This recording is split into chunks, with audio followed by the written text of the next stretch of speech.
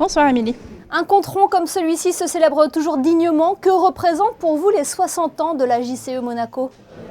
Alors, il représente un très grand défi pour l'année 2023 puisque c'était un événement qu'on célèbre, c'est un événement qu'on célèbre tous les 10 ans. On ne fête pas l'anniversaire de la Jeune Chambre annuellement, mais symboliquement, on le fait par dizaines. Donc, on a commencé l'année avec un événement international et on finit l'année avec un événement national, mais qui a quand même une petite envergure internationale puisqu'on a des invités internationaux qui étaient là hier soir. Ouais, cette soirée aura réuni notamment les membres actuels de la JCE, mais aussi les anciens. C'est un moment d'échange enrichissant, j'imagine. C'est un moment d'échange très enrichissant, en effet, puisque nous avons notre doyen des présidents, qui n'est autre que son Excellence M. Bernard Fortrier, doyen dans la présidence, puisqu'il a été président en 1973. Et les plus jeunes membres viennent de s'inscrire et de déposer leur dossier cette année en 2023. Donc je vous laisse faire le calcul. Il y a de belles années d'expérience à échanger et encore d'autres à développer pour ceux qui sont membres actuellement ou qui sont en phase de l'être. Selon vous, c'est un mouvement qui a réussi à s'adapter avec son temps, aux attentes, aux ambitions et à l'intérêt de ses membres, mais aussi à la conjoncture actuelle ? Au niveau national, on a toujours su s'adapter.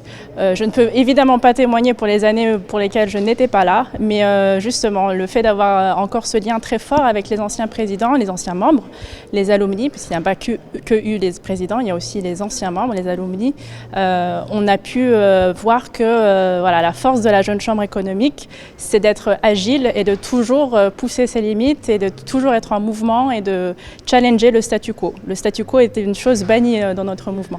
Quel rôle justement joue la JCE d'ailleurs dans le paysage économique monégasque ? Alors nous avons des membres qui nous représentent auprès des institutions et auprès des autres organisations telles que le Monaco Economic Board ou encore le Conseil économique, social et environnemental. Oui, sa voix aussi est écoutée par le gouvernement princier ou le Conseil national aussi. Tout à fait. On bénéficie de leur soutien sans faille. Et récemment, j'ai l'honneur de vous informer que nous avons été sollicités par la Direction du développement économique pour participer à un benchmark des aides aux entreprises et entrepreneurs de la Principauté, ce qui est pour moi et pour le mouvement une belle marque de confiance et de synergie. Et vous ressentez à travers vos actions, à travers vos membres également, que Monaco reste un territoire très attractif ? Pour les jeunes entrepreneurs, oui, il l'est de plus en plus. Tout d'abord parce que ça y est, ça fait déjà un petit moment, mais la société à responsabilité limitée est autorisée, puisque à l'époque, à la création du mouvement, ce n'était pas le cas. Il y a eu des évolutions, il y en a toujours, qui sont encore en cours de finalisation. Mais voilà, on a des membres qui sont volontaires pour faire bouger les lignes, pour donner le feedback, un retour d'expérience aux institutions, soit directement aux institutions, soit via la Jeune Chambre économique de Monaco. Et effectivement, on œuvre pour faire bouger les lignes et s'adapter chaque année au mieux sur le territoire.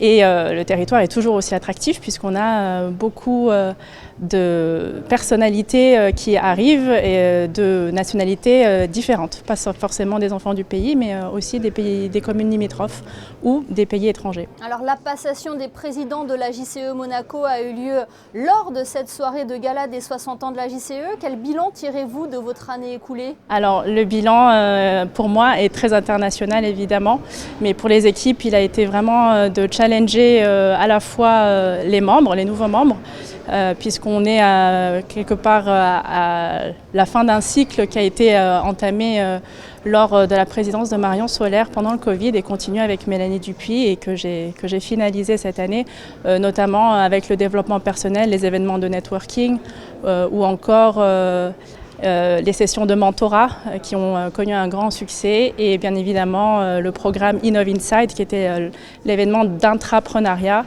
à laquelle la Monte Carlo Société des Bains de Mer a participé avec une de ses équipes. Vous quittez une présidence, mais vous avez désormais un nouveau rôle au sein de la JCI maintenant. Alors au sein de la Jeune Chambre économique de Monaco, je serai passe-présidente, donc immédiate passe-présidente. Toujours là pour soutenir l'équipe 2024 qui sera présidée par Clément Maréchal. Mais grâce au soutien de mon conseil d'administration, donc des membres de la Jeune Chambre cette année, j'ai eu la chance d'être élue trésorière au niveau européen. pour l'année prochaine, pour 2024. Une année qui se termine bien donc à la présidence de la JCE. Merci infiniment Marie-Gisèle Fringant-Pedroso d'avoir été notre invitée ce soir. Merci Émilie.